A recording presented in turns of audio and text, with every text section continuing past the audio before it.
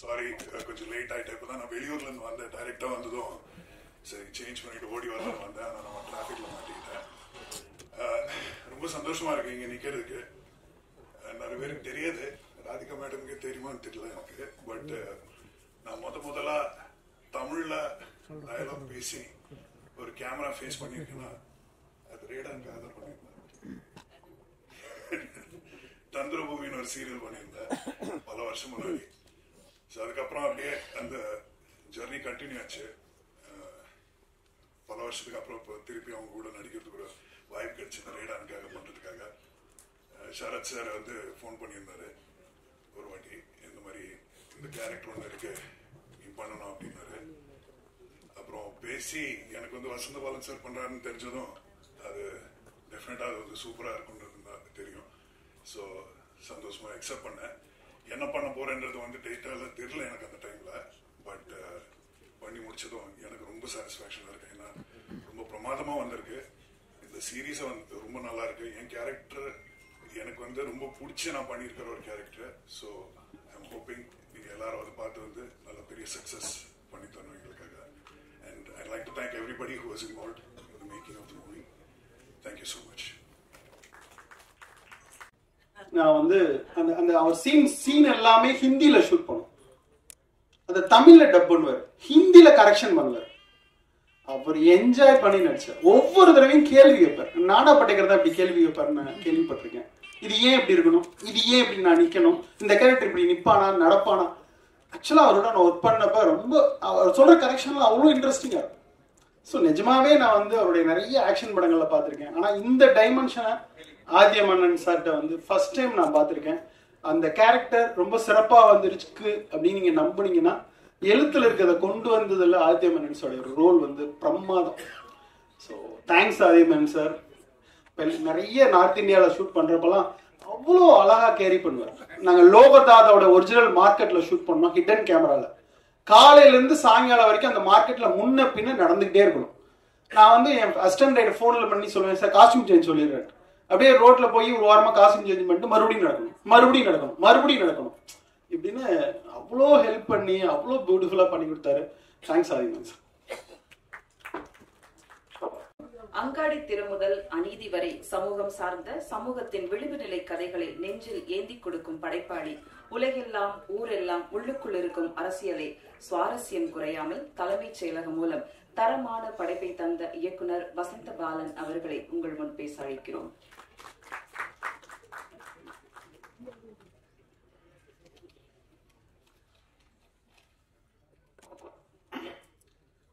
அனைவருக்கும் இனிய மாலை வணக்கம். 2002 நான் டைரக்டரா இந்த இண்டஸ்ட்ரியில் என்னுடைய ஜேர்னி ஆரம்பித்தேன். கிட்டத்தட்ட 2024 22 வருஷம் சக்ஸஸ் ஃபெயிலியர் ஒன்றும் இல்லாமல் போகிறது எல்லாமே பார்த்துட்டேன். ஸோ எல்லாத்தையும் தாண்டி பத்திரிகை எனக்கு தந்த ஆதரவும் அன்பும் மிக பெருசு. ஸோ தேசிய விருதுலேருந்து, மாநில விருதுலேருந்து, ஃபிலிம்ஃபேர்லேருந்து, கேன்ஸ்லேருந்து எல்லாத்தையும் பார்த்து இந்த 22 வருஷம் கடந்ததுக்கு பத்திரிகையாளருங்க ஒவ்வொருத்தருக்கும் என் மனமார்ந்த நன்றி. இந்த 22 வருஷத்துல பார்த்தீங்கன்னா வெறும் 7 படம் தான், ஒரு வெப் சீரியஸ். ஏன்னா ஐ லவ் சினிமா, அவ்வளோதான். இதுக்கு பின்னாடி ஒன்று தான் இருக்கு. மேடம் ராதிகா மேம் சொல்றப்ப சொன்னாங்க, பாலனுக்கு சினிமானா ஒரு கன்ஃபியூஷன் இருக்கு அப்படின்னு சொல்லிட்டு, சினிமாவை வெப் சீரிஸ் பண்ற அந்த கிளாரிட்டி இருக்குன்ட்டு. இன்னொன்று அவருக்கு வெயில் முடிஞ்ச பிறகு சரத் சார் வந்து என் கூட படம் பண்ணுங்கன்னு ஒரு செக்கை என் கையில் கொடுத்தாங்க. நான் நிஜமா செக்கை வாங்காமல் அப்போ என் கையில் 5 பைசா காசு இல்லை. நான் சத்தியமாக எனக்கு உங்கள்கிட்ட கதை இல்லை சார், கதை யோசிச்சுன்னு நான் சொல்கிறேன் சார் அப்படின்னு சொல்லிட்டு அந்த செக்கை நான் வாங்கவே இல்லை. அதுக்கப்புறம் தான் என் கல்யாணமே ஆச்சு, எங்கள் அப்பா தான் செலவு பண்ணேன். ஸோ டுவர்ட்ஸ் ஒரு சினிமாவை நோக்கி பேஷன் தான். நிஜமாவே நான் காசுக்காக வேலை செய்கிற ஒரு ஆள் கிடையாது. ஏதாவது ஒன்று செய்யணுங்கிற ஒரு இன்ட்ரெஸ்ட், என் படத்தில் ஏதாவது ஒன்று இருக்கணும் அப்படிங்கிற ஆர்வம் தான் எனக்கு எப்பயுமே ஓடிக்கிட்டே இருக்கும்.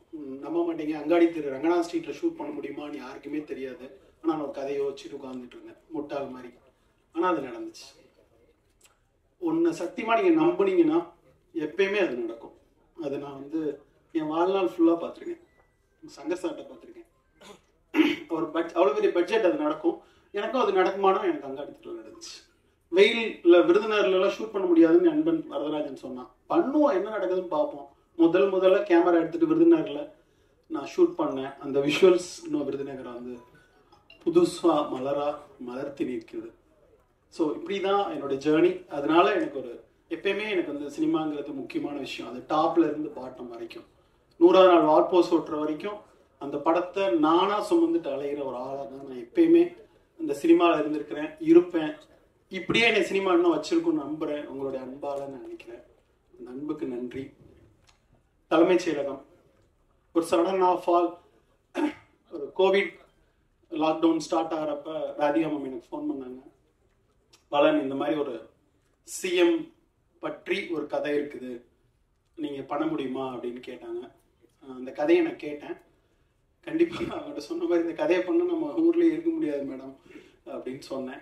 அதுக்கு பிறகு அந்த கதையை நான் எழுதி வேணா நான் ஸ்கிரீன் பிளே பண்ணி உங்கள்கிட்ட சொல்றேன், பிடிச்சிருந்தா நம்ம பண்ணலாம் அப்படின்னு நான் சொன்னேன். கிட்டத்தட்ட ஜெயமோகன் அவர்கிட்ட தான் ஃபர்ஸ்ட் சொன்னேன். அவர் தான் இந்த லைன் சொன்னாரு. அதுல இருந்து தொடர்ந்து டிஸ்கஸ் பண்ணி அவங்ககிட்ட சொன்னேன். ஸோ உடனே அவங்களுக்கு பிடிச்சிருச்சு. அப்போ பக்கத்தில் வந்து அவங்களுக்கு பிடிக்குதா பிடிக்கலையான்னு சொல்றதுக்கு முன்னாடி சார் சூப்பராக இருக்கு ராதிகா அப்படிங்கிற மாதிரி சொன்னாங்க. அதான் குட் சைன். அதுலேருந்து ஸ்டார்ட் ஆச்சு இந்த ஜேர்னி. அது பிறகு ஜீல சொல்லி ஓகே பண்ணோம். அப்படிதான் இந்த ஜேர்னி, இந்த கதை, இந்த படம் துவங்கிச்சு. ஸோ அந்த படம் துவங்குறப்ப நினைச்சேன், ஒரு வெறும் அரசியல் படமா மட்டும் எல்லாரும் பண்றாங்க, கிரிட்டிசைஸ் பண்றாங்க, எல்லாம் செய்யறாங்க. இந்த அரசியல் படத்தை தாண்டி இந்த படத்துல வேற ஒண்ணு சொல்லணும். எந்த அரசியல் படத்திலையும் சிஎம் கெட்டவர் தான். ஆனா முதல் முறையா சிஎம் நல்லவரா கெட்டவரா, அவர் ஊழல் பண்ணியிருக்காரா பண்ணலையா, அது மேட்டர் இல்லை. சிஎம்ங்கிற அந்த போஸ்ட்ல இருந்துட்டு ஒரு ஊழல் குற்றச்சாட்டு சுமத்தப்பட்டாவே ஊழல் செஞ்சவங்கன்னு அர்த்தம் இல்லை. சுமத்தப்பட்ட ஒரு முதல்வரின் அக மன புற சிக்கல்களை இந்த படம் பாத்தீங்கன்னா தெரியும். ஒரு ஊழல் குற்றச்சாட்டு சுமத்தப்பட்ட ஒரு சிஎம் அக சிக்கல்களை அவர் என்ன ப்ரெஷரை இந்த பீரியட் ஆஃப் 3 months அனுபவிக்கிறாரு, இதை மட்டும் சொல்லணும்னு நினைச்சேன். அவர் நல்லவரா கெட்டவரா எதையுமே சொல்லணும் இல்லை, அதை அப்படியே விட்டுருங்க. ஒரு கதை சொல்லுவார், நீங்க உங்களுக்கு தெரிஞ்சு நடிக்கிறேன், கைமூக்குன்னு ஒரு கதை சொல்லுவார். நாகர்கோவில் பக்கம் தப்பு செஞ்சவங்க நல்லவங்களா கெட்டவங்களா சோதிக்க ஒரு டெஸ்ட் இருக்கு. கொதிக்கிற எண்ணெயை கொண்டு வந்து சுசீந்திரம் கோயில் முன்னாடி வைப்பாங்க. அந்த கொதிக்கிற எண்ணெய்க்குள்ள ஒரு அனுமார் சிலையை உள்ள போடுவாங்க. கை வேகாம எடுத்துட்டா நல்லவன், கை வெந்துட்டா கெட்டவன் அப்படின்னு சொல்லிட்டு அந்த சின்ன அவங்களுடைய பேத்தி கேட்கும், கை வேகாம எடுத்துருவீங்களா அப்படின்னு சொல்லிட்டு. இந்த சமூகத்துல நம்ம ஏதாவது ஒரு மக்களுக்கு நல்லது செய்யணும் அப்படின்னு நினைச்சோம்னா, இல்ல மக்களுக்கு நல்லது செய்யறது தான் ஒரு தலைவனுடைய வேலை அப்படின்னு நினைச்சோம்னா, அதுதான் தலைவனுடைய காதல் அப்படின்னு நினைச்சோம்னா, அதுக்கு சில தப்புகள் பண்ண வேண்டி இருக்குங்கிறதான் அதுக்கு பின்னாடி இருக்கிற அண்டர்லைன். அதான் நான் இந்த டீசர்னுடைய உங்களுக்கு தெரியும், நீதினா என்ன, மக்கள் மீது கொண்ட காதல் தான் நீதி. மக்களுக்கு நல்லது செய்யணும்னா, அந்த நீதியை காப்பாற்றணும்னா சில தவறுகள் செய்ய வேண்டியிருக்கும். அந்த தவறுகளுக்கு தண்டனை கூட கிடைக்கும்.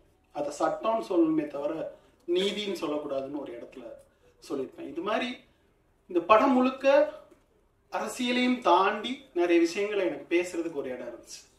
நான் எல்லா நேரமும் என்னை நான் நான் ரொம்ப ப்ரெஷரா இருக்கிற நினைச்சிருக்க ஒரு இடம் உண்டு. ஸ்ரேயாவும் கிஷோரும் பேசுற ஒரு இடம். எவ்வளவு ப்ரெஷரா இருக்கிறீங்க, கட்சி என்ன ஆக போகுது, இந்த நாடு என்ன ஆக போகுது, வீடு என்ன ஆக போகுதுன்னு சொல்றப்ப அவங்க ஸ்ரேயா சொல்லுவாங்க, மேற்கு தொடர்ச்சி மலை மேல ஊர்ற எறும்பு நினைச்சுக்குமா, இந்த மலையவே நான் தான் தூக்கி சுமக்கிறேன்னு, அது மாதிரி இருக்கு நீங்க கவலைப்படுறதுன்னு ஒரு வார்த்தை சொல்லுவாங்க. அவர் அப்படியே கூர்ந்து பார்ப்பார். அப்ப சொல்லுவாங்க, இத்தனை கொய்யா பிஞ்சை இதில் நாம் சிற்றெரும்பே அப்படின்னு பாரதிதாசனுடைய வரியை சொல்வார். அவ்வளோ இந்த மேல உலகத்துல இருந்து கீழே பாக்குறப்ப நம்மளாம் எறும்பு மாதிரிங்க. நம்ம எந்த பிரஷரையும் தூக்கி சுமக்க தெரியவில்லை. நம்ம எறும்பு நினைச்ச கணத்துல நம்ம மண்டையில இருக்க எல்லா தலகணமும் கீழே அப்படி குப்பை மாதிரி அப்படி விழுந்துரும் அப்படிங்கிற வரியை நான் ஒவ்வொரு நாளும் எனக்கு ப்ரெஷர் வர்றப்பெல்லாம் நினைச்சுப்பேன். அப்படி எனக்கு நானே பர்சனலா சொல்லிக்கிற ஒரு லைன். நிஜமாவே ஜார்க்கண்ட்ல இருக்கிற பழங்குடியினரை அடிச்சு துரத்தி கற்பழிக்கப்பட்டு வீடுகள் கொளுத்தப்பட்டு அங்கிருந்து ஓடி வர்ற ஒரு பெண்ணுடைய கண்களிலிருந்து தான் இந்த கதை துவங்குகிறது. நான் அது கேட்குறப்ப அந்த லைன் படிக்கிறப்ப எனக்கு தோணுச்சு, காடுன்னா என்னன்னு தெரியுமா அப்படின்னு என் வீட்டில் என் பையன்கிட்ட கேட்டேன். அவன் சொன்னான், ஊட்டிக்கு போனோமே டாடி, ஒரு ரெசார்ட். அப்பா உங்களுக்குலாம் ஊட்டியில் இருக்கிற ரெசார்ட் தான் காடா? காடுன்னா என்னன்னு தெரியாதா? இந்த வாழ்க்கைன்னா என்ன தெரியாது? இந்த மாதிரி நிறைய கேள்விகளை இந்த வெப் சீரிஸ்ல இந்த கேள்விகளை அங்கங்க தொக்கி நிக்க வச்சிருக்கிறது தான் என்னோட இடம் அப்படின்னு நினைக்கிறேன். இந்த கேள்விகள் ஏதோ ஒரு விதைய தூச்சுனா அதுவே ரொம்ப மகிழ்ச்சியா இருக்கும் நான் நினைக்கிறேன்.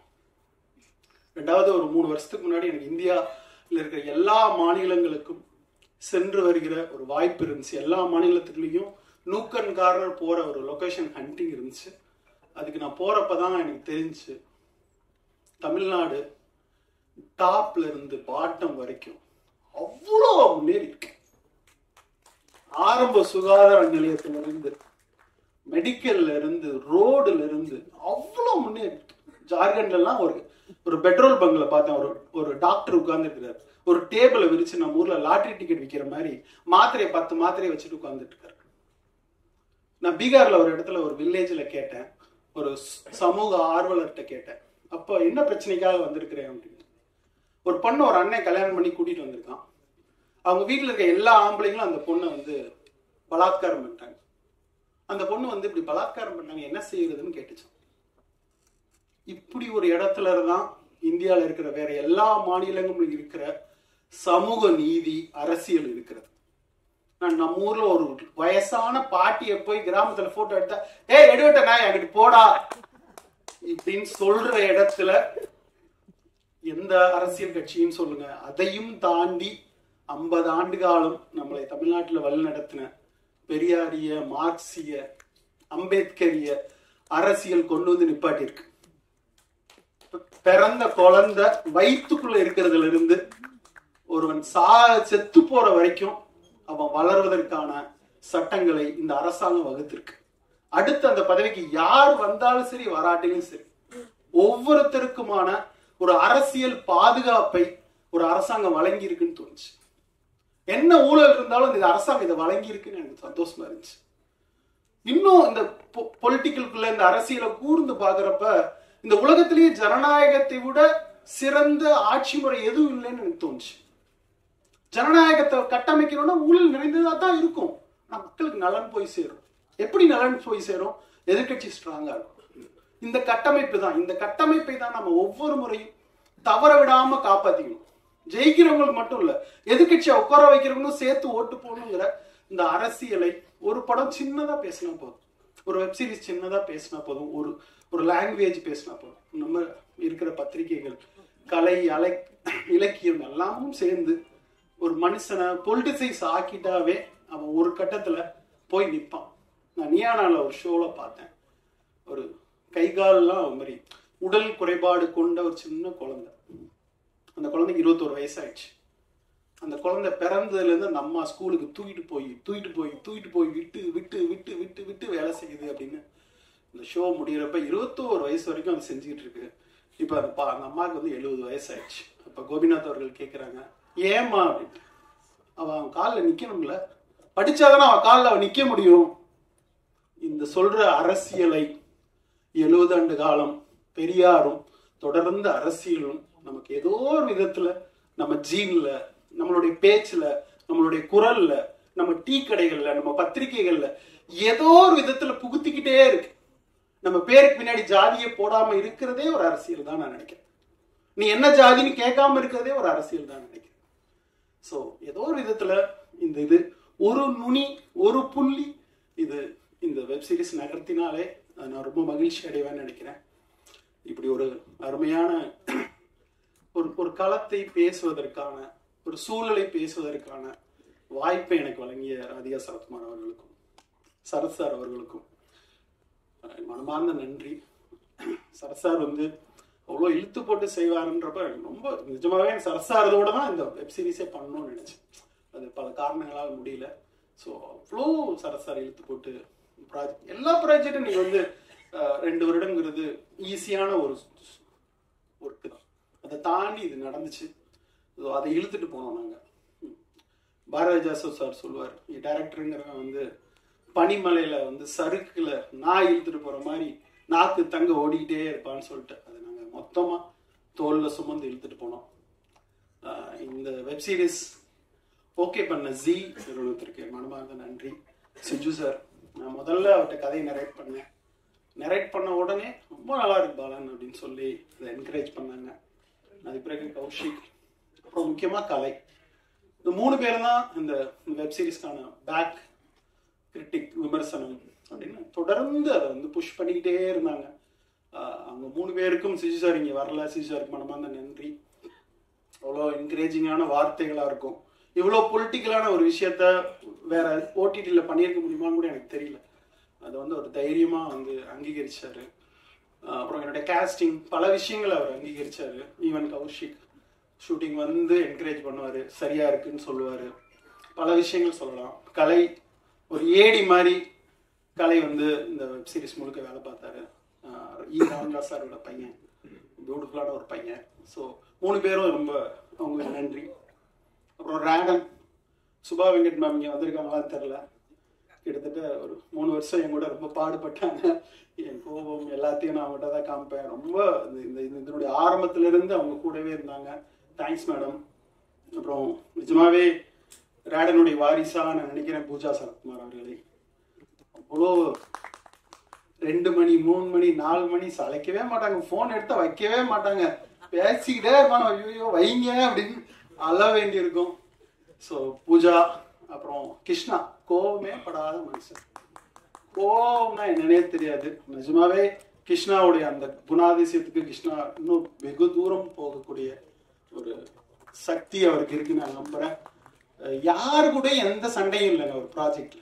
அப்படி ஒரு மனுஷன் ப்ரொடக்ஷன்ல இருக்க முடியுமான்னா அது கிருஷ்ணா தான். ஐ லவ் கிருஷ்ணா அப்படி நான் சொல்ல முடியும். ஸோ அடுத்து என்னுடைய கேமராமேன், என்னுடைய பிரபாகர் சார் சொல்லணும். எப்பயுமே என் கூட ஒரு பலமாக இருந்து இந்த வெப் சீரிஸ் இன்னைக்கு ஆனார் வரைக்கும் என் கூட இருக்கிற பிரபாகர் சாருக்கு நன்றி. ஒரு வைடாங்கல் ரவிசங்கர் சார், அவர் எடுத்த படங்கள் தெரியும், எல்லாமே தெரியும். இந்த இதில் வந்து அவரை போட்டு வெஸ்ட் பெங்கால்லேருந்து ஜார்க்கண்ட்லேருந்து இழுத்துட்டு ஓடிட்டோம். என்னோட ஒரு 10 வயசு 15 வயசு கூட ராத்திரி பகலமாக இழுத்துட்டு ஓடணும். வைடாங்கல் ரவிசங்கர் சார் நன்றி. இதே அளவுக்கு இதுக்கு ஒரு அடிஷ்னல் ஃபோட்டோகிராஃபி பண்ணேன் Santhanam. Is a wonderful cameraman. மேடைக்கு சந்தானத்தை அழைக்கிறேன், please bless them sir. I think additional ஃபோட்டோகிராஃபியா வெஸ்ட் பெங்கால்லாம் தனியாக என் கூட வந்து ஷூட் பண்ண சந்தானம்.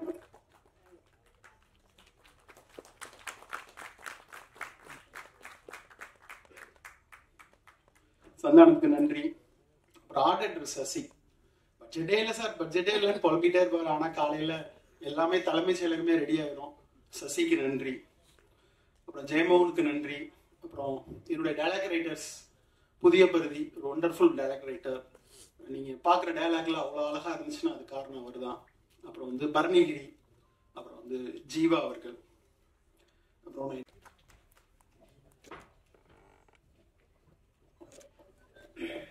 எல்லாருக்குமே வணக்கம்.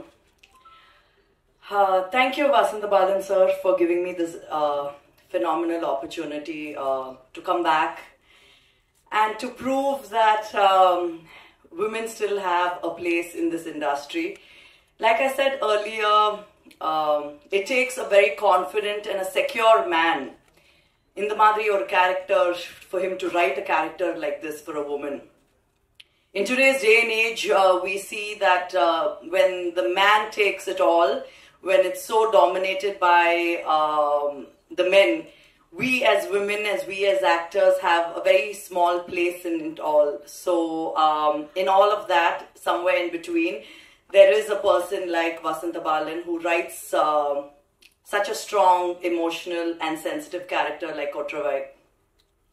I signed this, I think, just when I was shooting Sulal. So in a way, it is a kind of a comeback. And I still remember Radhika ma'am calling me and telling me, Shreya, there's this amazing role and I would like you to do this. And with all my hesitations, and as usual, what I say is, I don't think I want to do it. But with Radhika ma'am and her amazing ability to convince somebody, she just felt like home to me. I remember having coffee with her and she telling me, you know, this is an amazing role for you, and given a choice, I would have wanted to do it, and I think you should do this. So I thank her, I thank Redan, I thank Pooja for all the coordination. I finally get to see, put a face to it. And thank you to the entire cast and crew. I think Vasantha Balan sir, Ninga Pathingana, has chosen very interesting characters, be it Kishore, be it Sara, be it Bharat, be it Kani. I think Kani is such an amazing find. Asha? Sir, Asha, right? I think, yes, Asha, who played a very fantastic character again in the show. And like that, there's an ensemble cast, Santanam Bharati sir, who again, I love pulling his leg from Sulal time. But yes, I think coming back after such a long time and being able to pull off such a strong role, I think I have to thank Vasantha Balan sir. He would constantly tell me, Ma, ninga rombo kannu எடுத்துட்டு நீங்க camera பார்க்காதீங்க. I said why? He said இல்ல அந்த திமிரு look வந்துடும், நீங்க கீழ மட்டும் பார்த்துட்டு டயலாக் பேசுங்க. So we had to go through this over and over again with body language and the different aspects of acting.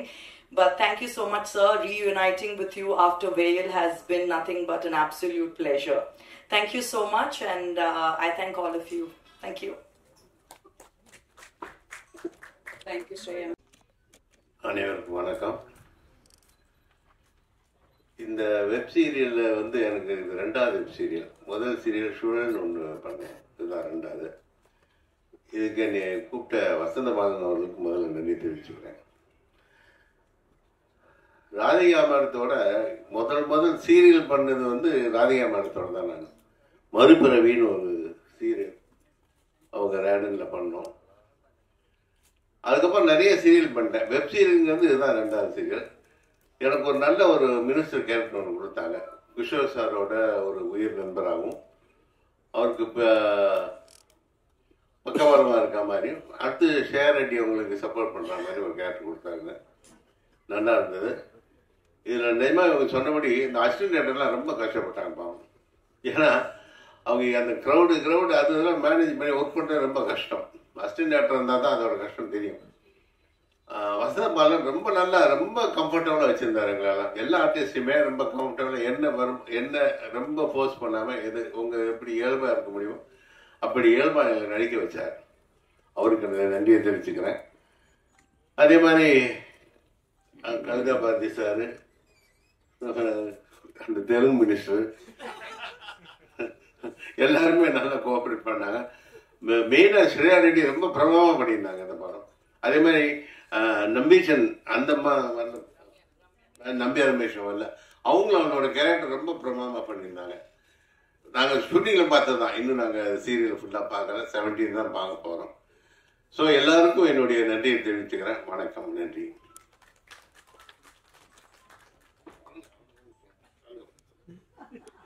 Sarath சாரை பற்றி சொன்னாங்க. நிஜமாவே அவர் பொட்டேஷன் பண்ண வேலை பார்த்தாருங்க. எனக்கு ஃபோன் பண்ணி பாரதி நாளைக்கு ஷூட்டிங் இருக்கு, பாரதி உங்களுக்கு நாளைக்கு டப்பிங் இருக்குன்னு எனக்கு அவர் சொல்லிட்டு இருந்தாரு. அதனால இந்த படத்தை இந்த வெப்சைட்டை பொறுத்த வரைக்கும் அவரு ரொம்ப பிரமாதமா பண்ணியிருந்தாரு. நன்றி. நன்றி சார்.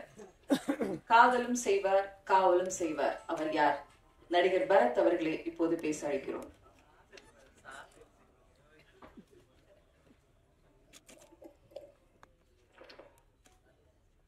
தனியாக இதுக்குன்னே ஸ்கிரிப்ட் எழுதி சொல்லுவாங்க எல்லாருக்கும், ஒருத்தருக்கும். அனைவருக்கும் வணக்கம். ஸோ நான் ஷார்ட் அண்ட் ஸ்வீட்டாக முடிச்சுக்கிறேன். ஜஸ்ட் நன்றி மட்டும் தெரிவிக்கணும்னு நினைக்கிறேன். ஊடக நண்பர்கள் எல்லாருக்கும் வணக்கம். ஸோ எனக்கு இங்கே இருக்கிறவங்க எல்லாருக்கும் வந்துட்டு நிறைய நாள் பயணம் இருந்திருக்கு. வசந்த பாலன் அவர்கள் ஆரம்பிச்சு ஃபர்ஸ்ட் எனக்கு நடிகர் சங்க கார்டு கொடுத்து சரத் சார் தான், ராதிகா மேடம், எல்லாருக்கும் பரிச்சயமான ஒரு முகங்கள்.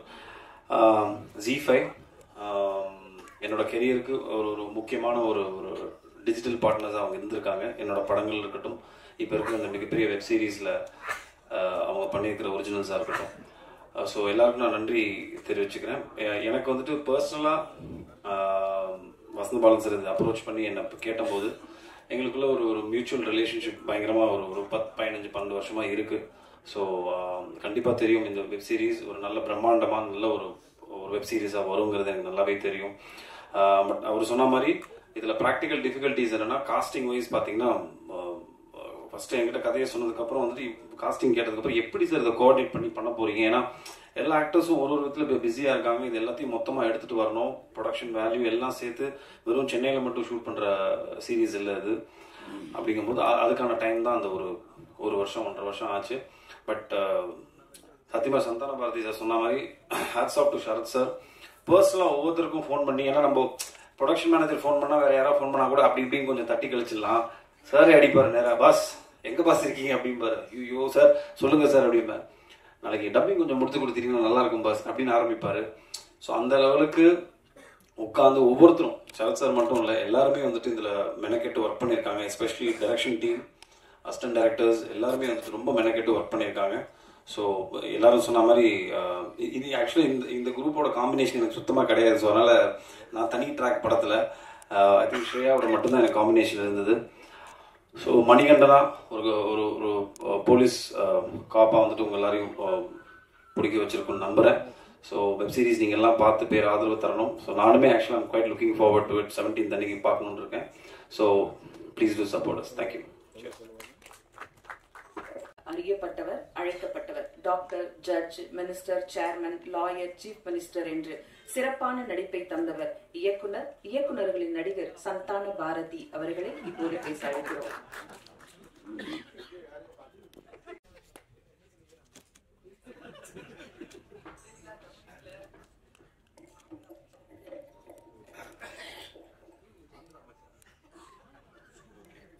சொல்றாங்க அதெல்லாம் எதுவும் கிடையாது. பட் 500 கோடி இருந்தா நான் தான் அடுத்த சிஎம். இப்போ அதில் அது கூட பத்த மாட்டேங்குது. பட் இது என்னோட ஒரு டைலாக்ஸ் இந்த வெப் சீரீஸ்ல. ஸோ மை கேரக்டர், என் கேரக்டர் பார்த்தீங்கன்னா is a very is an opportunist. ஒரு வேலை, அதாவது எல்லாருக்குமே ஒரு கோல் இருக்கும் இந்த படத்தில். வந்து எல்லாருக்குமே ஒரு they have a motive, they have a goal to reach. அது எப்படி ரீச் பண்ணுறாங்க அப்படின்றது தான் இந்த தலைமை செயலகம். அந்த கோல் பார்த்தீங்கன்னா டு பிகம் த சிஎம். நாங்கள் 5 பேருக்குள்ளே சண்டை போட்டு பேசிக்கலி ஒரு கேம் ஆஃப் த்ரோன்ஸ் இதுக்குள்ளே கொண்டு வந்திருக்கோம். And it's according to you guys it's been really good. Thank you for that. Thank you for your good reviews. Bigg Boss போயிட்டு நான் வெளில வந்ததுக்கப்புறம் I think this is my second project that I signed. And this is the first project that's going to get released, and this is the first time people are going to see me. என்ன வந்து இப்போதான் முதல் தடவை நடிச்சு பார்க்க போறாங்க ஸ்க்ரீன்ல. And that's a very big moment for me. எனக்கு வந்து ஒரு ரொம்ப ரொம்ப பெரிய விஷயம். இந்த ஒரு வாய்ப்பை வந்து எனக்கு கொடுத்ததுக்கு ரொம்ப ரொம்ப thanks Vasanth Balan sir and whoever was responsible for this. Vasanth sir பார்த்தீங்கன்னா ஹீஸ் முதல்ல எனக்கு இந்த இதுக்கு கூப்பிட்ட உடனேவே யோசிக்கவே இல்லை நான் இது பண்ணுமா வேணாமா. I tend have second thoughts. ஒரு வசந்த் பாலன் சார் டைரக்ட் பண்ணுறேன்னு சொன்ன உடனே நான் குதிச்சிட்டேன். I was like I do it அப்படின்ட்டு. அண்ட் தென் லைக் ஒவ்வொரு இடத்துலையுமே வந்து lot of hurdles. It's been this project has been 2 வருஷம். It's been 2 years I think since this has been going. But yeah, finally it's out and it's come out really good. நானும் பார்த்தது கிடையாது இப்போ வரைக்கும், ஒரு எபிசோடு பார்க்கல. I'm going to watch this with the rest of the world, and I'm really, really nervous standing here and talking to a wide audience like this because it's my first time standing in front of the mic. அதாவது ஒரு mic முன்னாடி பேசுறதே வந்து இதான் எனக்கு first time இவ்வளோ பெரிய audience முன்னாடி. And thank you for everything sir. Thank you for the whole everything that you been doing. என் மாமா எங்கே இருக்காரு, என்னோட இன்னொரு மாமா எங்கன்னு தெரியல, எங்கே இருக்காரு, என் பொண்டாடி வரல. But anyways have a good night guys. Thank you so much. ஹைட்டா மைக் வைக்கவே முடியாது. அடுத்து நாம் பேச அழைக்கிறோம். கலை மக்களுக்கானது என கம்பீரமாக சொல்வர். எழுத்து, நடிப்பு, படிப்பு என எப்போதும் சுழலும் கலைஞர். சித்தி என பல கோடி இதயங்களை பாசமாக அழைக்க வைத்தவர் நாகராஜன். நீர்வளத்துறை அமைச்சராக கவிதா பாரதி.